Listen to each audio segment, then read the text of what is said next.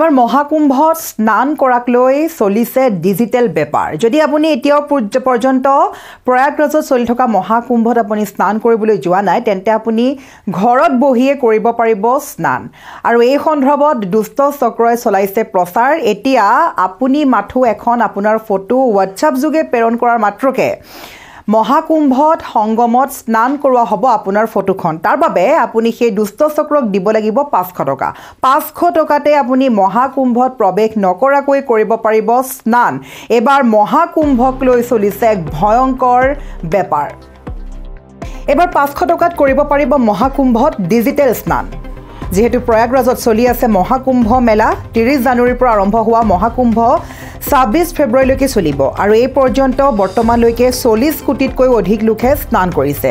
তাৰ পাছতে এতিয়া সৃষ্টি হৈছে বিতৰ্কৰ এবাৰ দুষ্ট চক্ৰই আৰম্ভ কৰিছে 500 টকাত মহাকুম্ভত ডিজিটেল স্নান কৰাৰ কথা এক সূত্ৰৰ মতে জানিব পৰা মতে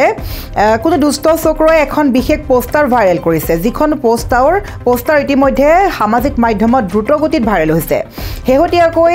ভাইৰেল হৈ পৰা সেই পোষ্টাৰখনৰ জৰিয়তে প্ৰচাৰ কৰা হৈছে যে মহাকুম্ভত স্নান কৰাৰ এয়াই হৈছে অন্তিমটো সুযোগ হেহে এই সুযোগ এৰি কোনো দিব নালাগে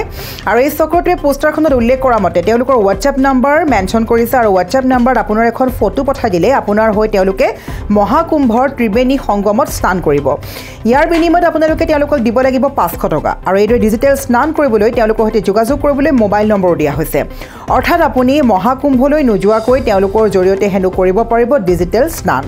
এইদৰে এতিয়া মহাকুম্ভৰ নামত হিন্দু ধৰ্মীয় লোকৰ বিশ্বাসক লৈ এছামে আৰম্ভ কৰিছে বেপাৰ আৰু এই দুষ্ট চক্ৰৰ কবলত পৰি ইতিমধ্যে ধৰ্মীয় বিশ্বাসৰ নামত পইচা আদায় দিছে ধৰ্মীয় বিশ্বাসক লৈ এইদৰে বেপাৰ মেলা এই চক্ৰটোৰ বিৰুদ্ধে শীঘ্ৰেই ব্যৱস্থা গ্ৰহণৰ দাবী উত্থাপন হৈছে সামাজিক মাধ্যমত কিন্তু এই পৰ্যন্ত তেনে কোনো ব্যৱস্থা গ্ৰহণৰ খবৰ পোৱা নাই আমি জনাইছো পুনৰবাৰ দৰ্শকসকলক যেহেতু চলি আছে মহাকুম্ভ প্ৰয়াগৰাজত মহাকুম্ভ মেলা চলি আছে আৰু 13 জানুৱাৰীৰ পৰা আৰম্ভ হোৱা এই মহাকুম্ভৰ অন্তিম পৰিব বা অন্তিম সময়সীমা হৈছে অন্ত পৰিব 26 ফেব্ৰুৱাৰীত আৰু এই পৰ্যন্ত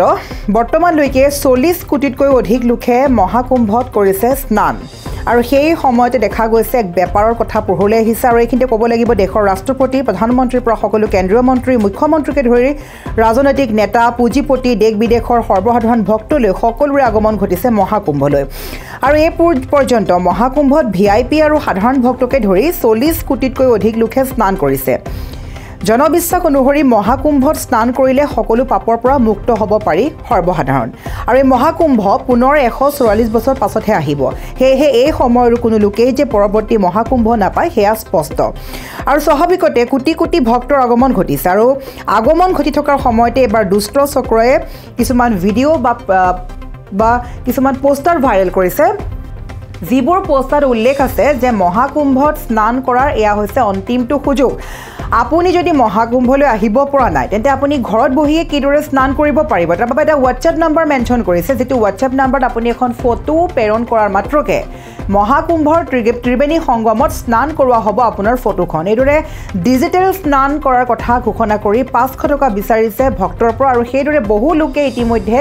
টকা প্ৰেৰণ কৰিছে ধৰ্মীয় বিশ্বাস অনুসৰি আৰু তাৰ পিছত এতিয়া দুষ্ট চক্ৰ পোহৰলৈ আহিছে কিন্তু সামাজিক মাধ্যমত দেখা গৈছে সকলোৱে এতিয়া দাবী উত্থাপন কৰিছে যে শাস্তি হ'ব লাগে এই সকল দুষ্ট চক্ৰৰ বিৰুদ্ধে কিয়নো মহাকুম্ভক লৈ চলিছে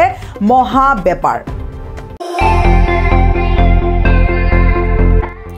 আপুনিও ভুগিছে নেকি গেছৰ সমস্যাত গেছ আৰু লিভাৰ ৰিলেটেড সকলো সমস্যাৰ একমাত্ৰ সমাধান গেষ্ট্ৰচিটি বডজম এচিডিটি ফেটি লিভাৰ পাইলছকে আদি কৰি ভিন্ন গেছৰ সমস্যাৰ সমাধানৰ বাবে কেৱল আপোনাৰ কাষত গেষ্ট্ৰচিটি